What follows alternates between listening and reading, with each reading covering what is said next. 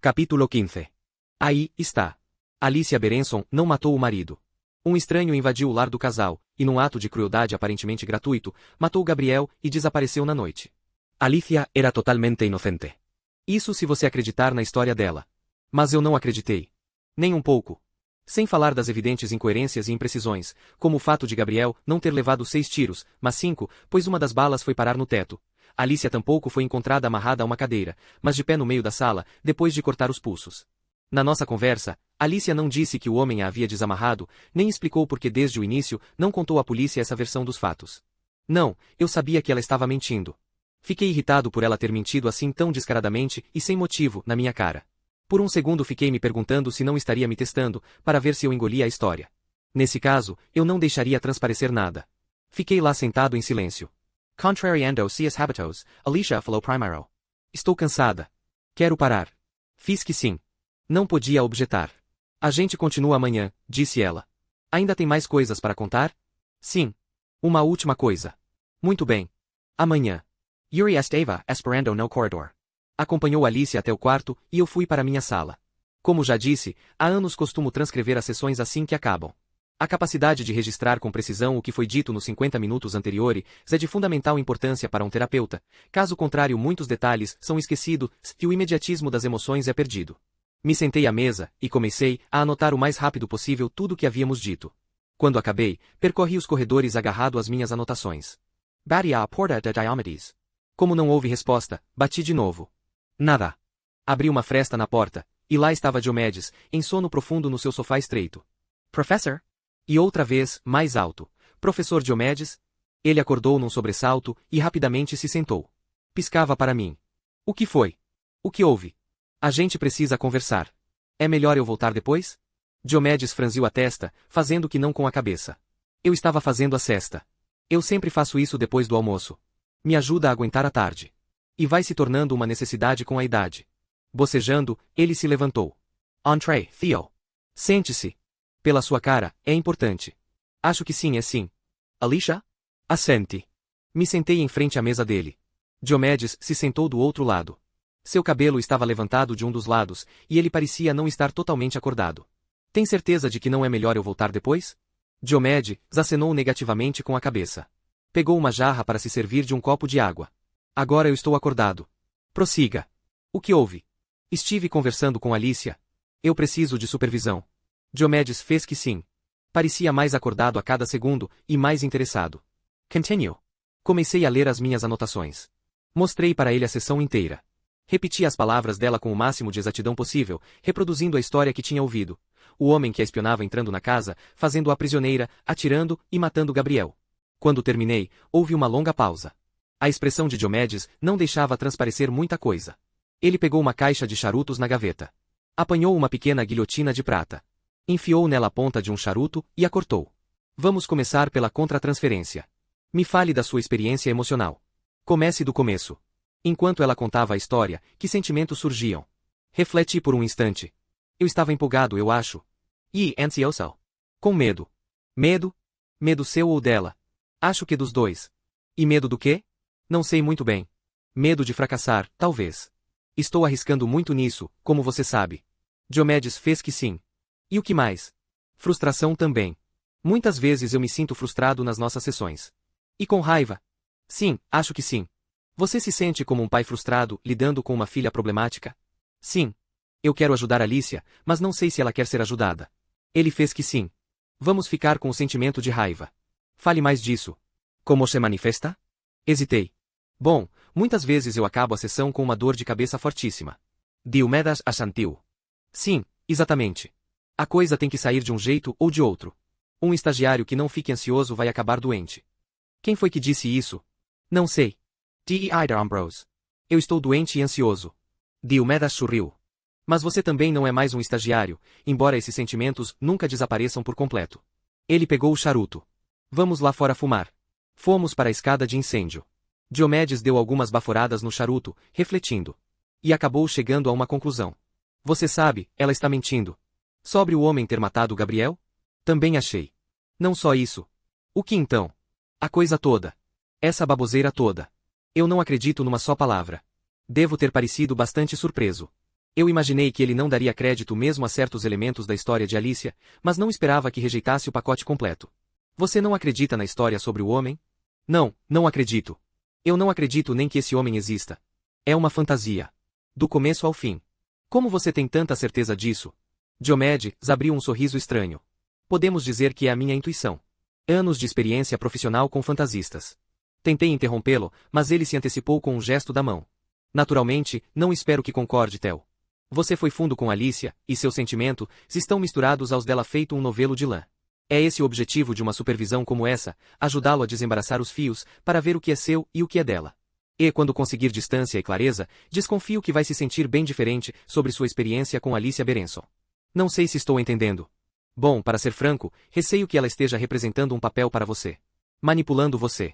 E acho que é uma performance moldada especificamente para apelar para os seus instintos cavalheirescos, e digamos românticos. Desde o início, ficou claro para mim que você pretendia salvá-la.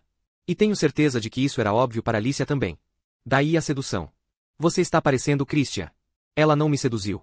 Sou perfeitamente capaz de resistir às projeções sexuais de um paciente. Não me subestime, professor. É ela que não deve ser subestimada. Alicia está executando uma excelente performance. Diomedes fez que não com a cabeça, olhando para as nuvens cinzentas. A mulher vulnerável que está sendo atacada, sozinha, precisando de proteção. Alicia se coloca numa posição de vítima e aponta esse homem misterioso como vilão. Mas na verdade Alicia e o homem são uma mesma e única pessoa. Ela mata Gabriel. É culpada. E ainda se recusa a aceitar essa culpa. E assim ela se divide, se distancia, fantasia. Alicia se torna a vítima inocente, e você é seu protetor. E, ao entrar na onda dessa fantasia, você está permitindo que ela fuja de toda a responsabilidade. Discordo. Não acho que ela esteja mentindo, pelo menos não conscientemente. Na pior das hipóteses, Alicia acredita na própria história. Sim, acredita. Alicia está sendo atacada, mas pela própria psique, e não pelo mundo exterior. Eu sabia que isso não era verdade, mas não fazia sentido continuar discutindo. Apaguei meu cigarro. Como você acha que eu devo proceder agora? Você precisa forçar Alicia a enfrentar a verdade. Só assim, ela vai ter alguma esperança de recuperação. Você precisa recusar essa história veementemente. Desafie a Alicia. Exija que ela conte a verdade. E você acha que ela vai contar? Ele encolheu os ombros. Isso, e deu uma longa tragada no charuto, ninguém tem como saber. Muito bem. Vou falar com ela amanhã. Vou confrontar Alicia. Parecendo meio desconfortável, Diomedes abriu a boca como se fosse acrescentar algo. Mas mudou de ideia. Indicou que estava de acordo e apagou o charuto com ar determinado. Amanhã.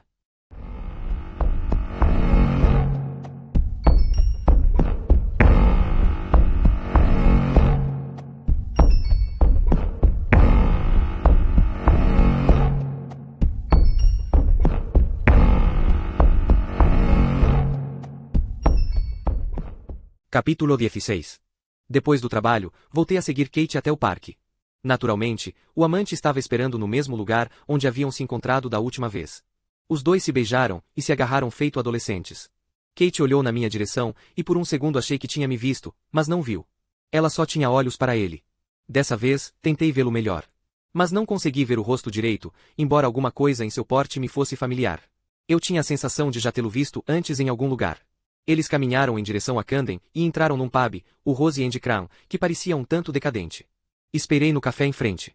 Cerca de uma hora depois, os dois saíram. Kate não parava de se esfregar nele, beijando-o. Os dois se beijaram por algum tempo na rua.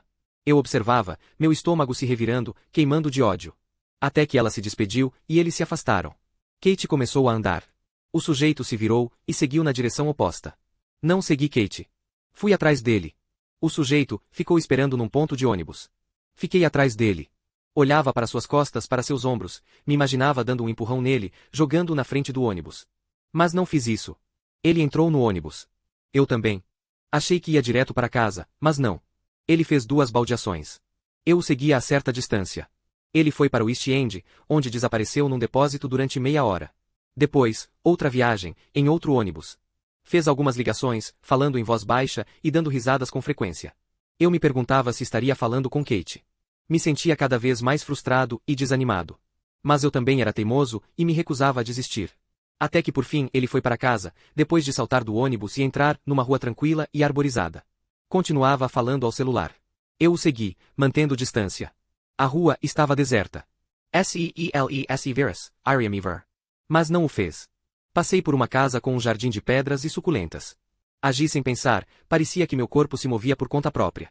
Meu braço passou por cima do muro baixo e pegou uma pedra no jardim. Senti o peso dela nas mãos. Minhas mãos sabiam o que fazer. Tinham decidido matá-lo, abrir o crânio daquele canalha filho da puta. Entrei na onda, em transe, completamente transtornado, me esgueirando atrás dele, conquistando o terreno silenciosamente, me aproximando. Não demorou, e estava bem perto. Ergui a pedra, me preparando para baixá-la com toda a força. Ia derrubá-lo no chão e esmagar seu cérebro. Estava muito perto. Se ele não estivesse mais falando ao celular, teria me ouvido. Agora, ergui a pedra e, logo atrás de mim, à esquerda, a porta de uma casa foi aberta. De repente, um burburinho de conversa, obrigados, e até logos, em voz alta, pessoas saindo da casa. Fiquei paralisado. À minha frente, o amante de Kate parou e olhou na direção do barulho. Eu me escondi atrás de uma árvore. Ele não me viu. Voltou a caminhar, mas eu não o segui. A interrupção tinha acabado com meu devaneio. A pedra caiu da minha mão e bateu no chão. Fiquei observando de trás da árvore. Ele caminhou até a entrada de uma casa, destrancou a porta e entrou. Segundos depois, a luz da cozinha foi acesa. Ele estava de pé de perfil, um pouco afastado da janela. Da rua, dava para ver apenas metade do cômodo. Ele falava com alguém que eu não conseguia ver. Enquanto conversavam, ele abriu uma garrafa de vinho. Os dois se sentaram para comer.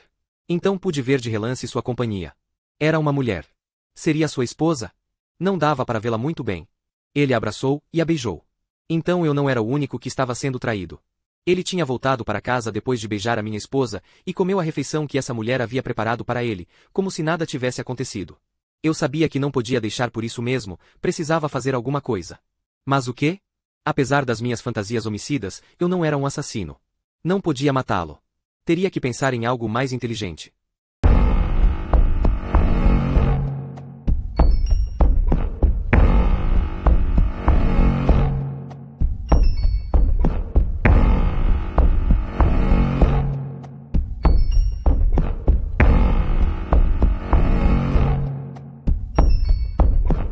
Capítulo 17.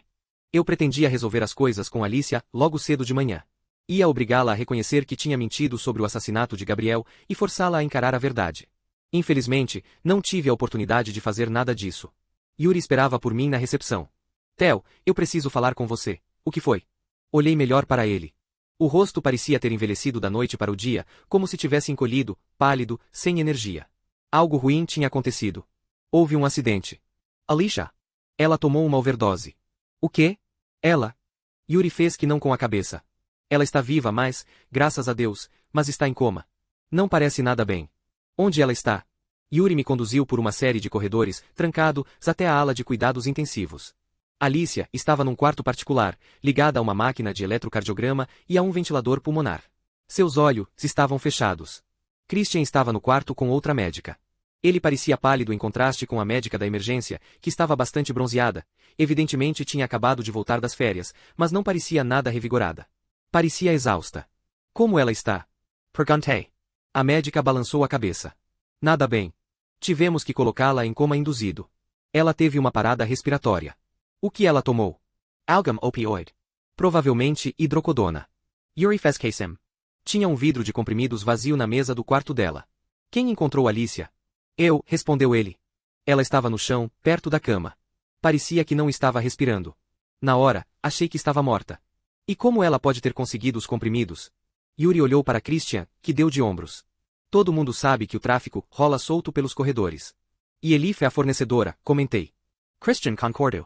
Sim, também acho. Indira entrou. Parecia à beira das lágrimas. Ficou ao lado de Alicia, observando-a por um instante. Isso vai ter um efeito péssimo nas outras. Os pacientes sempre regridem meses quando uma coisa assim acontece. Ela se sentou, pegou a mão de Alicia e a acariciou. Eu observava o ventilador pulmonar subindo e descendo. Houve um momento de silêncio. A culpa é minha, falei. Indira acenou negativamente com a cabeça. A culpa não é sua, Theo. Eu devia ter cuidado melhor dela. Você fez o melhor possível. Você conseguiu ajudar Alicia. O que ninguém tinha conseguido. Alguém já contou a Diomedes? Christian balançou a cabeça. Ainda não descobrimos onde ele está. Tentaram no celular? E no telefone de casa também. Tentei algumas vezes. Yuri franziu a testa. Mas, eu vi o professor Diomedes mais cedo. Ele estava aqui. Estava? Sim, hoje cedo. Ele estava na outra ponta do corredor, e parecia com pressa. Pelo menos acho que era ele. Estranho. Bom, ele deve ter ido para casa. Tente de novo, por favor. Yuri assentiu. Estava com ar meio distante, confuso, perdido. Parecia ter reagido muito mal à situação. Fiquei com pena dele. O pager de Christian tocou, assustando-o, e ele logo saiu do quarto, seguido por Yuri e a médica. Hesitando, Indira disse em voz baixa: Gostaria de ficar um momento sozinho com Alicia? Fiz que sim, sem coragem de falar. Indira se levantou e apertou meu ombro por um segundo. Então se retirou.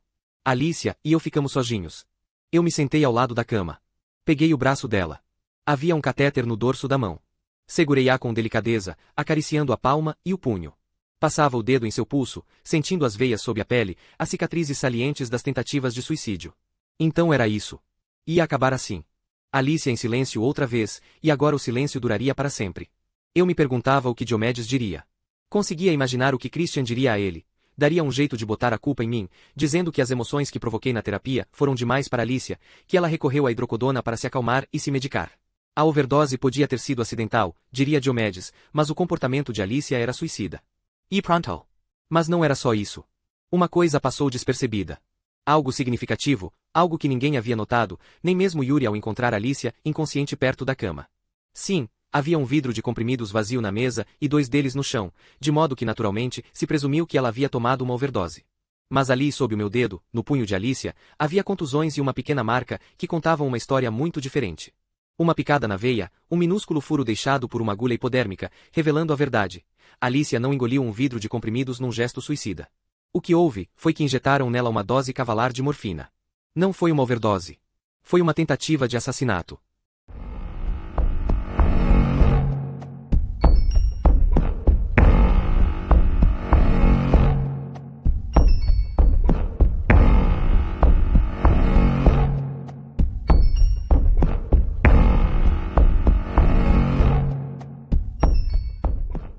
Capítulo 18.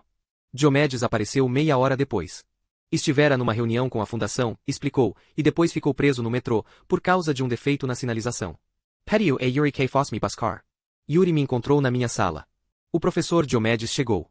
Ele está com Stephanie. Estão esperando você. Obrigado. Já vou. Fui para a sala de Diomedes, esperando o pior. Seria necessário encontrar um bode expiatório.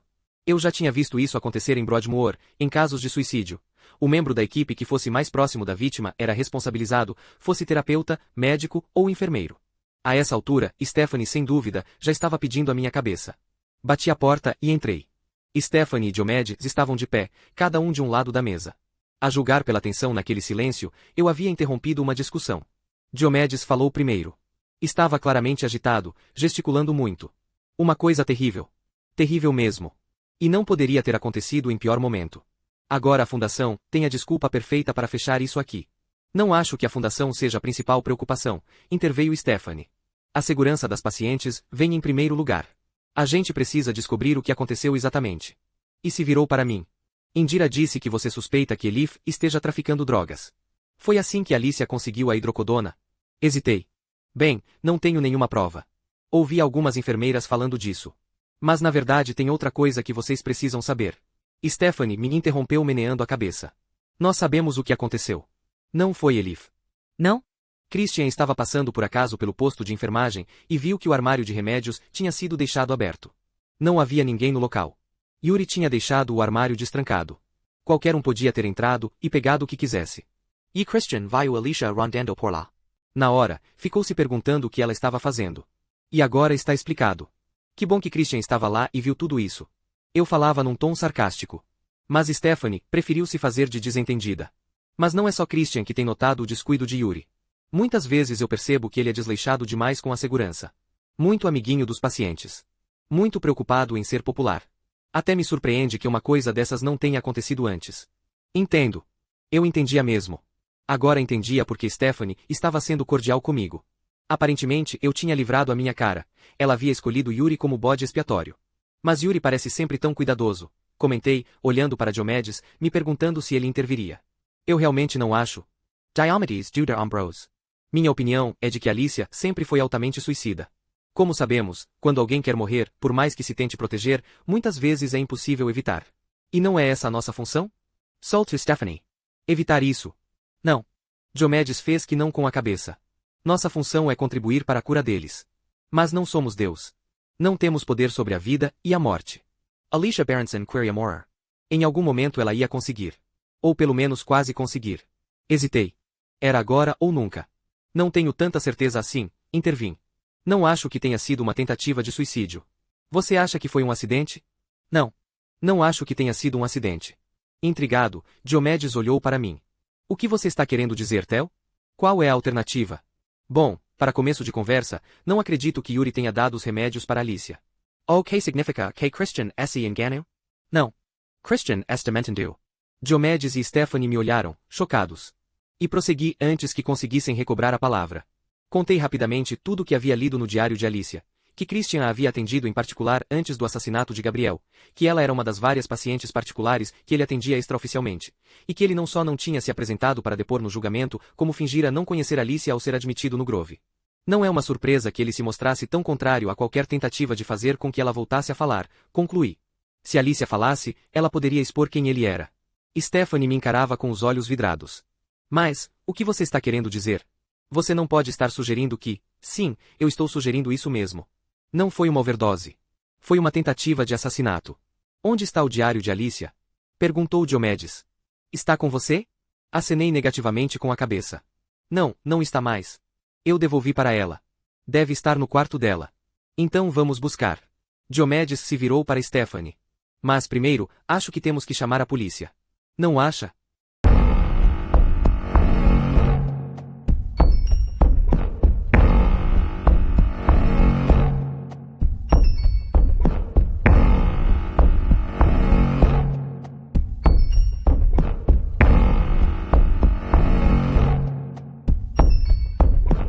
Capítulo 19. Depois disso, as coisas transcorreram rápido. Havia policiais por toda parte no Grove, fazendo perguntas, tirando fotos, isolando o ateliê e o quarto de Alicia. A investigação era comandada pelo inspetor-chefe Steven Allen, um sujeito corpulento careca, com grandes óculos de leitura que distorciam seus olhos e os ampliavam, fazendo-os parecer enormes, saltando das órbitas de tanta atenção e curiosidade. Allen ouviu com real interesse a minha história. Contei tudo o que tinha dito a Diomedes e lhe mostrei as minhas anotações da supervisão. Muito obrigado mesmo, senhor. Faber. Pode me chamar de Theo. Gostaria que prestasse um depoimento oficial, por favor. E vou voltar a falar com o senhor no devido tempo. Sim, com certeza. O inspetor Allen tinha requisitado a sala de Diomedes. Ele me acompanhou até a porta. Depois de prestar meu depoimento a um assistente, fiquei pelo corredor, esperando. Não demorou, e Christian foi levado até a porta por um policial. Parecia constrangido, assustado e culpado. Fiquei satisfeito por saber que ele logo seria oficialmente acusado. Agora não havia mais nada a fazer, só esperar. Quando estava saindo do Grove, passei pelo aquário. Olhei de relance lá para dentro, e fiquei estarrecido com o que vi. Elif estava recebendo drogas de Yuri, que embolsava dinheiro. Enquanto ela saía, me encarou com seu único olho. Um olhar de desprezo e ódio. Elif, chame. Vai se fader. Ela continuou andando, e desapareceu numa curva. Yuri saiu do aquário. Assim que me viu, ficou boquiaberto. Começou a gaguejar, surpreso. Eu não vi que você estava aí, claro que não. Elif, esqueceu a medicação dela. Eu estava entregando. S.I. Então Yuri estava traficando e abastecendo Elif. Eu me perguntava o que mais ele andava aprontando. Talvez tivesse me precipitado ao defendê-lo com tanta convicção diante de Stephanie. Era melhor ficar de olho nele. Queria perguntar uma coisa a você, disse ele, afastando-se comigo do aquário. O que a gente faz com o senhor? Martin? Como assim? Olhei para Yuri, surpreso. Você está falando de Jean-Félix Martin? O que houve com ele? Ele está aqui faz horas. Veio visitar Alicia hoje de manhã. E está esperando aqui desde então. O quê? Por que você não me avisou? Você está me dizendo que ele está aqui esse tempo todo? Foi mal, isso me fugiu à cabeça completamente, com tudo o que aconteceu. Ele está na sala de espera. Entendo. Bem, é melhor eu ir até lá falar com ele. Corri escada abaixo até a recepção, pensando no que tinha acabado de ouvir. O que Jean-Félix estaria fazendo ali? Eu me perguntava o que ele poderia querer, o que significava aquilo. Entrei na sala de espera e olhei ao redor. Mas não havia ninguém lá.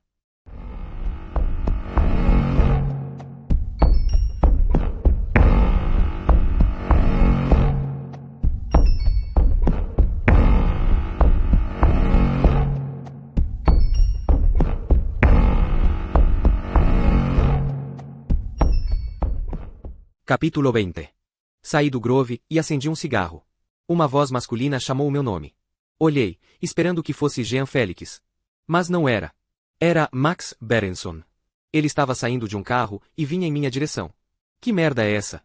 Gritou. O que aconteceu? Seu rosto estava vermelho, retorcido de raiva. Acabaram de me ligar falando de Alicia. O que aconteceu com ela? Recuei um passo. Por favor, se acalme, senhor. Berenson. Me acalmar? Minha cunhada está aí em coma por causa da porra da sua negligência. Max estava de punho fechado. E o ergueu. Achei que ia me dar um soco.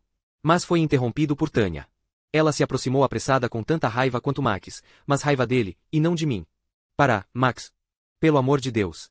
Quer piorar ainda mais as coisas? Não é culpa do Theo. Max a ignorou e se voltou para mim. Seus olhos estavam furiosos. Alicia estava sob os seus cuidados, gritou. Como foi que você deixou isso acontecer? Calma. Seus olhos se encheram de lágrimas de raiva. Ele não se esforçava nem um pouco para disfarçar as emoções. E ficou ali chorando. Olhei para Tânia, é claro que ela sabia dos sentimentos dele por Alicia. Tânia estava consternada e exausta. Sem dizer mais nada, virou-se e voltou para o carro. Eu queria me afastar de Max o mais rápido possível. Continue andando. E ele continuou gritando insultos. Achei que ia me seguir, mas não. Estava plantado no mesmo lugar, um homem devastado, me chamando, gritando de forma patética. Você é o responsável. Minha pobre Alicia, minha menina. Minha pobre Alicia. Você vai pagar por isso. Está me ouvindo? Max continuou gritando, mas eu o ignorei. Logo sua voz desapareceu no silêncio. Eu estava sozinho. Continue andando.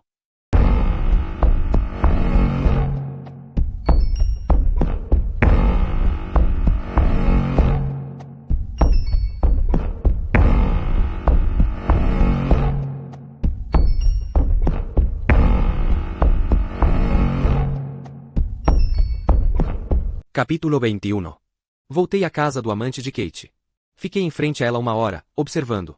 Até que a porta se abriu e ele saiu. Aonde estaria indo? Encontrar Cathy. Hesitei, mas decidi não segui-lo. Preferi ficar vigiando a casa. Observei sua esposa pela janela. Isso me trouxe a certeza de que precisava fazer algo para ajudá-la. Ela era eu, e eu era ela, duas vítimas inocentes, enganadas e traídas. Ela acreditava que aquele homem a amava, mas não era verdade. Talvez eu estivesse errado ao presumir que ela não sabia nada do caso. Talvez soubesse. Talvez tivessem um relacionamento aberto e ela também fosse promíscua. Mas alguma coisa me dizia que não era o caso.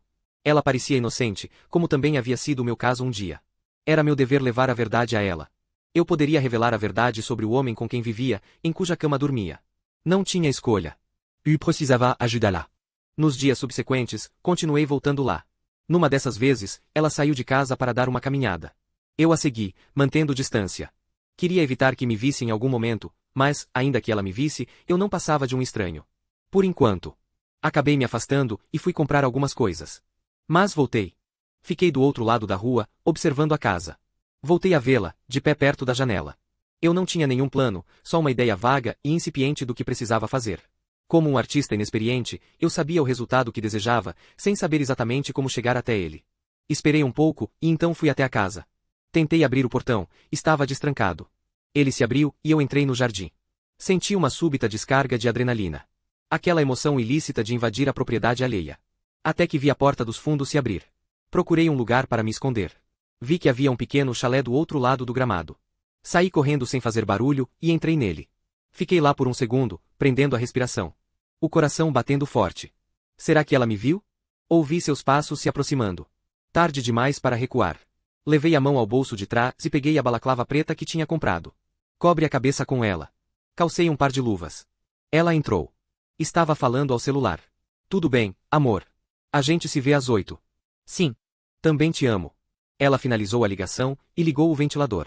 Ficou na frente dele, os cabelos voando ao vento.